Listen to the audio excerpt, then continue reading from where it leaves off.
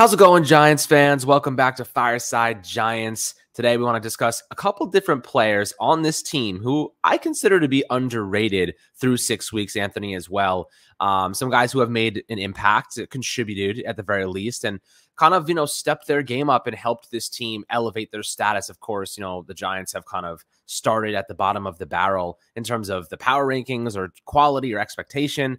And now suddenly ESPN has them ranked 5th in the league. And, NFL Network has them ranked 6th in the league. And the Giants somehow find themselves looking at this season and saying, hey, hold on a second.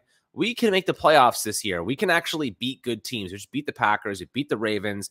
Got another tough stretch of games. I'm not going to sit here and tell you the Jaguars are an easy team to beat because every team is going to be difficult. And the Jags have taken a step forward this year. But there are some guys who have really stepped their game up over the past couple of weeks that we want to discuss. And I think that it's worthwhile talking about them because they've deserved our respect and deserve the credit that is due to them, Anthony. But before we dive into one guy who's really made an impact in the running game, how you do today, my friend? I'm doing great, and it's been really fun to watch this New York Giants season unfold through 6 weeks. Of course, seeing some of these players that we didn't even imagine maybe sometimes even make the roster this season contributing and making an impact in the Giants games, helping the Giants win these games at the 5-1 record that they have. It's been very interesting to see really a lot of these players we thought would be rotational players, backup players, stepping in here, making an impact, and that's been really exciting. And I think it's a testament to the coaching staff and how they're just able to get something out of pretty much every player on this roster. They're really extrapolating all the talent possible from the back end of the roster, and I think it's been really exciting to see. And again, we've talked a lot about Brian Daboll and his staff just putting players in position to succeed, maximizing their skill set, and I think that's what we're seeing with a lot of the guys that we're going to discuss today. So I'm excited to dive right into it. Yeah, and the first guy here, I think a lot of people didn't really know who he was, including both of us, and he has left an impression, to say the very least. Jihad Ward. This is a guy who, kind of a journeyman, spent time with the Bills, I believe, a couple of years ago, or maybe, no, sorry, the Ravens with Wink Martindale in 2020, and I think he transitioned over to Jacksonville last season. The Giants signed him to a one-year, $1.87 million deal. Very cheap, almost veteran minimum level, if not veteran minimum level. And he has made an impact, to say the very least, right? With Azeez Ojulari missing some time and Kayvon Thibodeau even missing the first couple weeks, Ward and O'Shane Zimenez, who we're going to talk about in a second as well, had to step up in their absence. And Ward has carved out a pretty decent early down role for himself. He stepped up and played with Leonard Williams out in the interior. He's got some decent size at 6'5", 287 pounds. Originally a second-round pick back in 2016 by the Raiders. But so far this year, he has 9 total pressures, a sack, 3 quarterback hits, 5 hurries, 17 total tackles, and leads the Giants with 15 stops. So, and a stop essentially is a failure to curate positive yardage or a positive play for an opposing offense. So he's made 15 stops, keeping an offense from making positive momentum, positive play. So that's a pretty significant number there. And his value in the running game has really stood out to me and a lot of others. And he's getting a lot of positive awareness and positive attention for that contribution. And the Giants, they've definitely missed Leonard Williams in the interior there. And those early first, second downs, Ward is a pretty solid guy that can seal the edge. He's extremely physical, not to mention his intangible traits. He's a leader in that clubhouse, in that locker room. And he's been a tremendous voice for the younger players and kind of building and sustaining that chemistry over the past couple of weeks here. This team, the culture has changed overnight, seemingly. We went from a team that did not believe in each other or themselves to a team that is completely bought in and picking each other up, where sometimes they falter, whether it be in the secondary or other positions. And Ward has been at the forefront of that, just, speaking his mind and bringing that energy that maybe Jabril Peppers left behind when he went over to New England, excuse me. So, Peppers leaving behind that energy and he's not really having that energizing bunny in the defensive unit. Ward has brought that. And I think that there's value there that doesn't go unnoticed by us. Obviously, his on the field contributions go a long way, but the intangible traits are something that I value a lot as well, and he's played a big part. So, Anthony, what are your thoughts on Jihad Ward and just the impression he's left on this team up to this point? Yeah, I think he's been a really solid contributor. When the New York Giants signed him in the offseason, I thought, he might just be some rotational player that goes in on some obvious rushing downs, first and second downs, and just go in there to be an extra body in the running game, goal line packages, that sort of thing. But he's been a whole lot more than that. He has been a great leader for the New York Giants defense, as you just mentioned, and that's something I can appreciate. But he's been really good in run defense, in my opinion. I think he's been very solid, and he's been a pretty decent pass rusher as well. Nothing too crazy there. 9 pressures in 6 games and 1 sack. That's not so bad. I mean, he had a 2-game stretch with 7 pressures. Chicago, he had 3. Green Bay, he had 4. He had 0 in week 6 against Baltimore. But again, that's because Kayvon Thibodeau was getting the majority of the pass rushing snaps and was really active. So, Jihad Ward is somebody who, in the offseason, we didn't think we'd get a lot of regular season playing time, but of course the injury to Kayvon Thibodeau thrusted him into the starting lineup. And yes, that did sacrifice a little bit of pass rushing capabilities because Ward, not the best pass rusher, but it did give the Giants an early boost in their run defense. And I think that's something that we saw, especially in week 1 against the Tennessee Titans. Jihad Ward had a number of very solid plays, setting the edge in run defense against that outside zone that the Titans love to run with Derrick Henry. And that was a very valuable moment out of Ward in that week 1 matchup. So yeah, I've been super impressed with him again. All of the leadership capabilities that he has, helping the Giants players get acclimated to Wink Martindale's defense. Of course, he has familiarity being a former Baltimore Raven. So it's been great to watch him play. And again, I think he's been a very solid contributor in run defense for the New York Giants. So I'm excited to see what he can do over the course of the rest of the season. And I got to say, I'm just very impressed with the way that he's handled himself as a leader on the defense and the way that he's impacted the game in run defense. Absolutely. And his teammate on the defensive line, O'Shane Zimenez, has also contributed in a pretty substantial way. I would go as far as to say, he was a fringe roster guy just a couple of weeks ago. At least in our perspective, there was a possibility that Joe Schoen and Brian Daboll, Wink Martindale just weren't going to see the value in a guy like Zimenez, and a former 3rd-round pick back in 2019. All of those 2019 draft picks from Dave Gettleman back in the day are panning out right now. Dexter Lawrence, Julian Love, Zimenez, they're all elevating their game. First, 3rd, and 4th round picks. They're all suddenly showcasing that, wait a second, they actually were pretty talented. Dave Gettleman actually did a decent job in 2019. Of course, other drafts weren't as good, but that one seems to be kind of panning out because of the coaching. I think what we're kind of seeing here is that there were players that Gettleman drafted that weren't that bad. His worst mistake, the worst thing he did was hire terrible coaches. That could have been, attributed maybe to John Mara and Tisch and whoever the hell was at making those decisions or helping make those decisions. But it seemed like there were some talented players that, Gettleman did hit on that the coaching staff wasn't able to get the most out of. And now we're seeing their development and we're seeing them kind of rise to the occasion. Zimenez has contributed at the very least here this season. Over 189 snaps. He's contributed 10 tackles or 10 total pressures rather. 10 total pressures, 2 sacks, 4 quarterback hits, 4 hurries, 6 tackles, 6 stops. And he also has a forced fumble, which came against the Green Bay Packers. So, this is a player who is a rotational piece. Is he a starter? No. Should he be a starter? I don't think so. I think Ojulari, I think Kayvon Thibodeau are your primary guys, but having someone to help supplement that fatigue, keep those guys healthy, someone that can go in there and actually make an impact play every now and then, whether it be a forced fumble or a sack or a quarterback hit. He has stepped up and made some big moments happen this season, and I think that there's value in that. So I've been very impressed to see how much he's brought to this team this season, especially after kind of being on the fringe of the roster just a couple of weeks ago.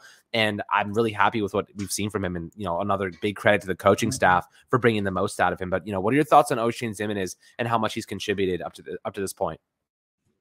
Yeah, with O'Shane Zimenez, it's kind of just one of those things where I didn't even think he was going to make the team. I thought there was a really solid chance he would get cut. There was a couple players, Quincy Roche is one of them, who I thought during the offseason were playing a little bit better in those practices, in training camp and so forth. So I thought maybe he was going to be the odd man out in that New York Giants defense, particularly in the pass rushing department. But of course, he made the team and he's made an impact. So to go from being a player that we thought wouldn't even be on the team to being a player who, no, he's not playing a starting role all the time. He's not playing every single down, but he's on the field, making at least some sort of impact. And he's playing well enough to justify keeping him around, to justify being on the roster over some of those other guys he was competing with. And that's very impressive. And that does surprise me. And I think that does make him an underrated player through 6 weeks. You know, just thinking about how throughout the offseason we were going through the 53-man roster projections and saying, you know, I think there's a good chance that Oshane Zimenez is going to end up getting cut and he's no longer going to be with the New York Giants. Just another wasted Dave Gettleman mid-round pick. But now this coaching staff steps in,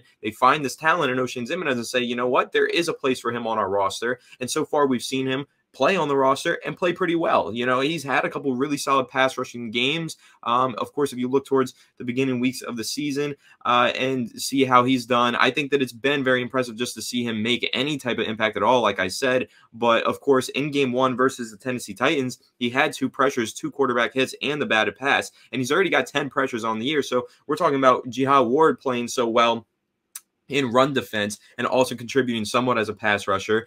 Oshane Zimenez is playing far less snaps than Ward, and he has 1 more pressure than Ward. So just think about that from this perspective. No, he might not be the best run defender, but as a rotational pass rusher, Oshane Zimenez is good enough to get the job done. And again, a lot of us didn't think he was. So very impressive to see him kind of rise to this occasion, fight for this roster spot, and make at least somewhat of an impact through these first 6 weeks. And I'm very impressed just to see the way that he's carried himself throughout this situation, again, where he was kind of in limbo whether or not he would make the team, but he made the team, and he's proving that he was worthy of making the team.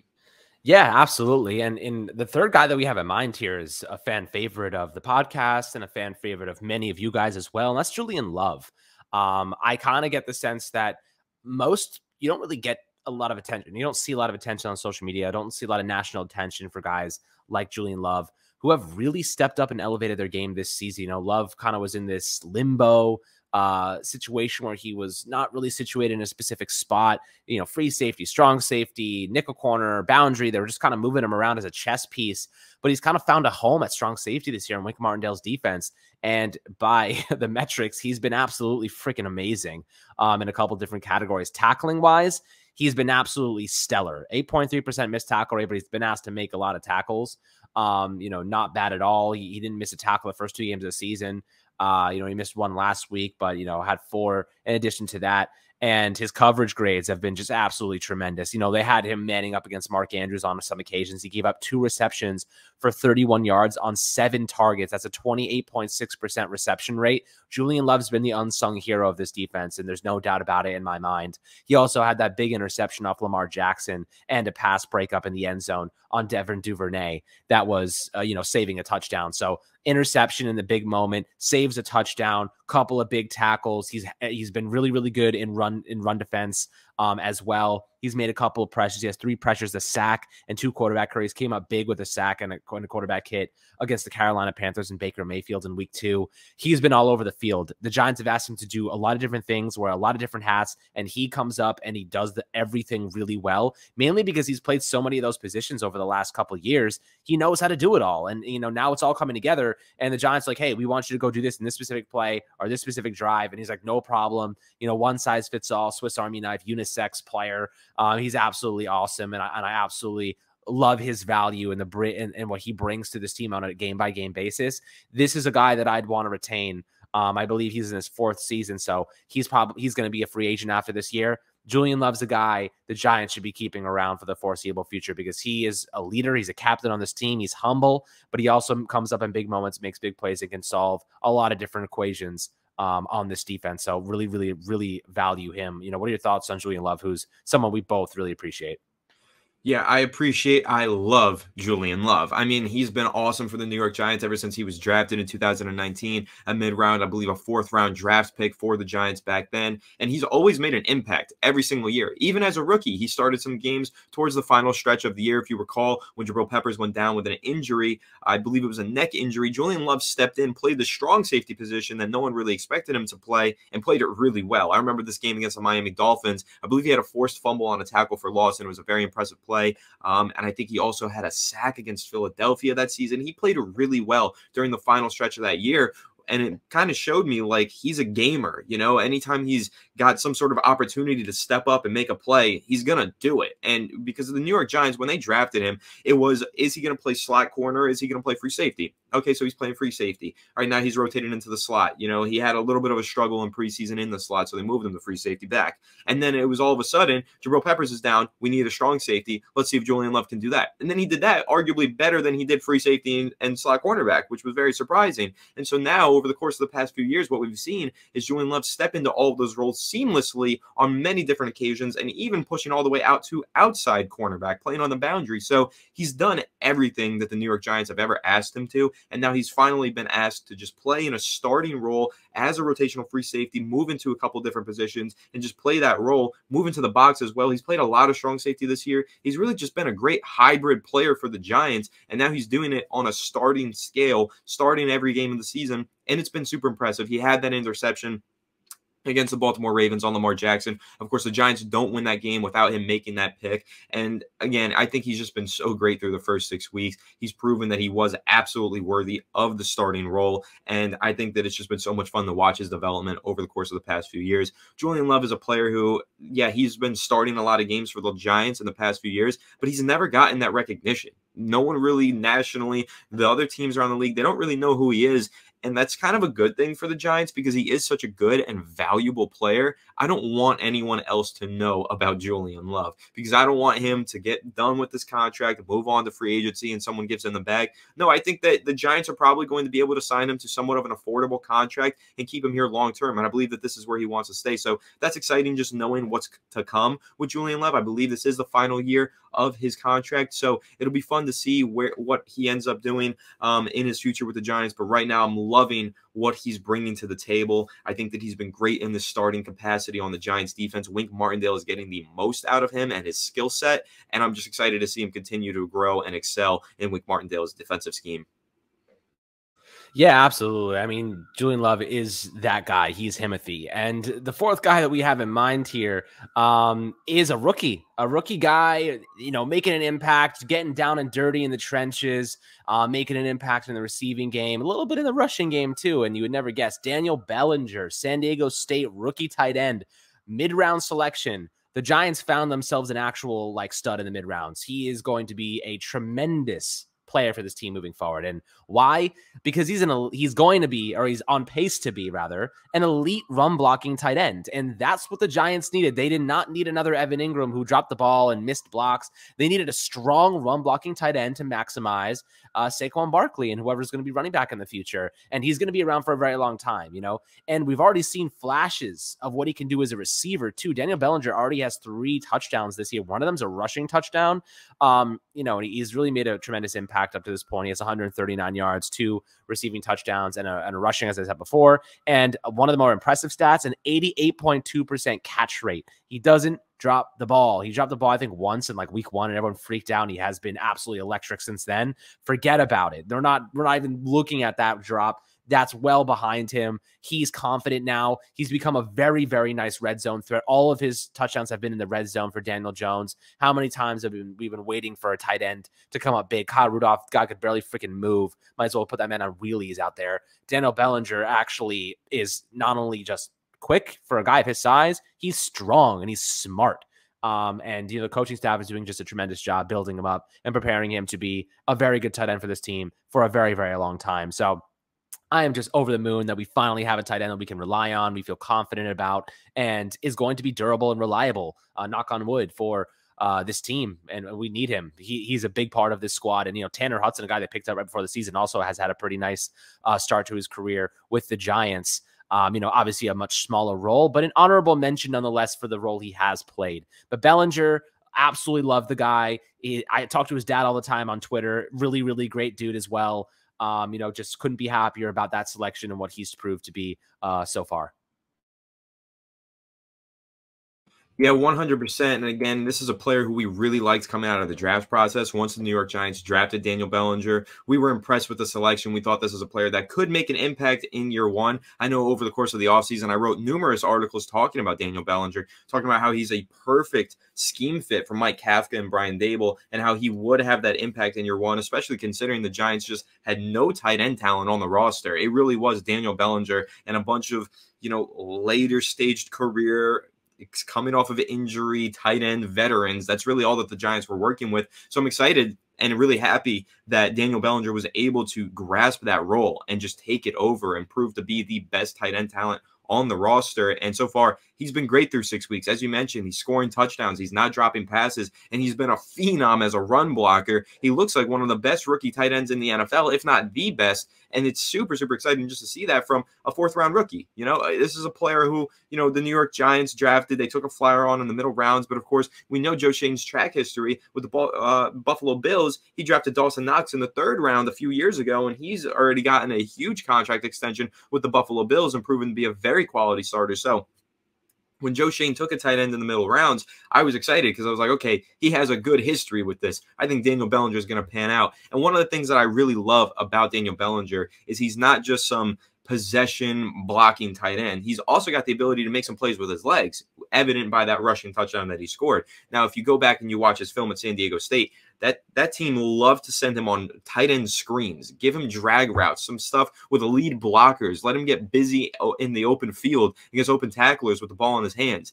And now the Giants are starting to incorporate that into their offense with Daniel Bellinger. Again, that reverse that turned into a rushing touchdown. Great vision on that play to find the lane, break a tackle, and get into the end zone. And that's some stuff that you don't usually see from a tight end. And Daniel Bellinger has that ability. So he has a special skill set of talents where, yes, he can play that possession tight end role and be that, guy who just sits over the middle and makes the catches because he's got reliable hands. He can do that. But he also is a phenom as a run blocker. And on top of that, he has the ability to make some plays with his legs, make some plays in space with the ball in his hands after the catch. So he really does it all. He's got a very well-rounded skill set, and he's just a rookie who's played 6 weeks. So we'll see how he progresses, how he develops, what he turns into. But right now, it's very clear and evident to me that Daniel Bellinger is already a quality starting tight end, and it's only up from here. Yes, it is. It's only up from here. We also have very high expectations for Wan'Dale Robinson, who showed us a nice little flash in week 6 against Baltimore. But the 5th guy here, definitely a more underrated name, a guy who has stepped up in the absence of a couple of guys who have gotten injured, notably Aaron Robinson. That's Fabian Moreau. Fabian Moreau was with the Falcons last year, didn't even have a team going into the season. Giants scoop him up off the free agent market, and he's been pretty damn good for the most part. I mean, what we've expected from Fabian Moreau was not much. He got really destroyed last year in coverage. Gave up, 7 touchdowns last year, 523 yards in coverage. He was not good at all. And this year, for whatever reason, he's playing out of his mind comparably in context with what he did before. He's been pretty solid as a tackler. He had 7 tackles last week against the Baltimore Ravens. He gave up 5 receptions on 6 targets or 48 yards and a touchdown, but that was the first touchdown he gave up this year. He played in a lot of snaps between weeks 3 to 5, and he had 2 pass breakups against Chicago, 1 against Green Bay. He didn't give up a single yard against Green Bay and only 23 yards on 1 reception against Chicago. He's been pretty solid. I've been very impressed. I mean, that's a guy that you'd expect opposing teams to be picking on because he's barely been with the Giants. He's not that good in terms of historical context, but a guy who I have just been very impressed with in terms of what he's been able to do and what the Giants have been able to get out of him at another veteran minimum price point. So wow, just Fabian Moreau, man, big credits to him. I did not think he was gonna be able to come in here and actually make an impact the way he has been in terms of just at least helping to lock down that CB2 spot in the absence of some better talent. This is what good coaching staffs do, man. They bring in guys who are not very good, and they make them look really good. And they've done that with Fabian Moreau, and credit to Fabian for taking to the coaching and doing what was asked. And making the most out of a really interesting opportunity that he kind of got injected into. So I'm really, really impressed, and I hopefully he can continue to develop and mount on this current successful campaign, because I don't know if Aaron Robinson is going to be able to return. I know he has a knee injury, so we'll see. He might be out for the year. In that instance, Moreau is the starter moving forward. I don't even think Cordell Flott sees the field until he adds a little bit of muscle mass. He was completely destroyed when he was active a couple of weeks ago, but he's been injured for a couple of weeks now. So what are your thoughts on Fabian Moreau, how he's performed, and just how impressed you've been, at least just getting any value out of a guy that didn't have a team before the season started? Yeah, I mean, I've been super impressed with Fabian Moreau. Again, the floor for the expectations were at the floor, basically. They were in the basement. I didn't expect much from Fabian Moreau, and I think that we've gotten some pretty quality performances out of him. He's been a solid starter for the Giants defense. He's had to step in due to a few injuries on the Giants defense. As you mentioned, Aaron Robinson, Cordell Flott just doesn't seem like he's ready to play at the NFL level just yet. So the Giants needed a veteran, and Fabian Moreau fit the bill, and he's been great in Wink Martindale's defense. Again, I think the trend here is that Wink Martindale is getting the most out of pretty much anyone he's gotten his hands on. Fabian Moreau just kind of steps in out of nowhere, and he's a solid player all of a sudden. Jihad Ward steps in out of nowhere, solid player. O'Shane Zimenez out of nowhere is a solid player. So credit to Wink Martindale for getting the most out of all of these players. But with Fabian Moreau in particular, I remember, Alex, when we took a look at the final 53-man roster for the Giants, we said that there was a couple of positions that really lacked some depth.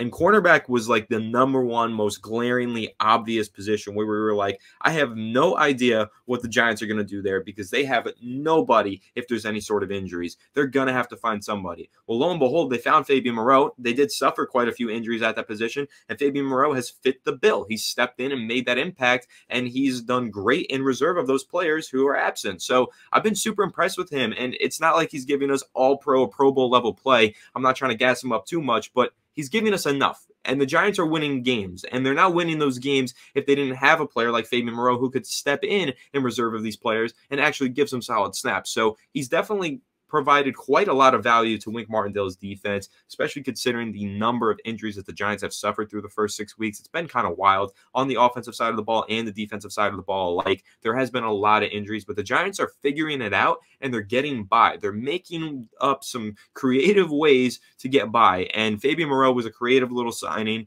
a low-key veteran minimum contract that the Giants picked up. He was a starter last year. Nobody really wanted him. But right now he's stepping in, maybe with a little chip on his shoulder, saying, someone should have signed me. I'm a starter in this league. And now he's starting once again for the Giants, and he's playing very well, and he is playing at a starter level, in my opinion. So I'm very impressed with Fabian Moreau, very happy to see that he's made this impact through 6 weeks, and I'm happy to see, that the Giants are able to find depth now. They have a general manager who can find quality depth in a pinch, and they did that with Fabian Moreau. So that's something that I'm really excited by, and again, I'm very impressed with Fabian Moreau's performance through these weeks.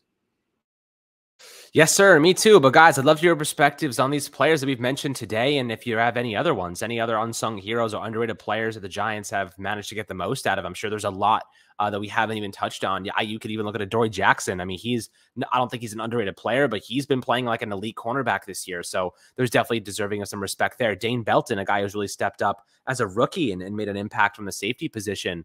There's just a lot of players on this team that are stepping up to the table, and Darius Slayton's another one that could get some credit for what he's done as well. And there's probably going to be more as we get a little bit further down into the season. Ben Bredesen had a tremendous game against Baltimore. So there are players that have elevated their game, maybe not every single week, but recently. So I think it's fair to give them credit where it's due, but always happy to hear perspectives, narratives, and opinions below in the YouTube comments as always. Make sure to like and subscribe, and let's go Yankees tonight. We'll see if they can pull off a win if you're a Yankee fan. Should be fun nonetheless. Some good playoff baseball, but I hope you guys enjoy the rest of your evening, and we'll catch you guys on the next Fireside Giants episode.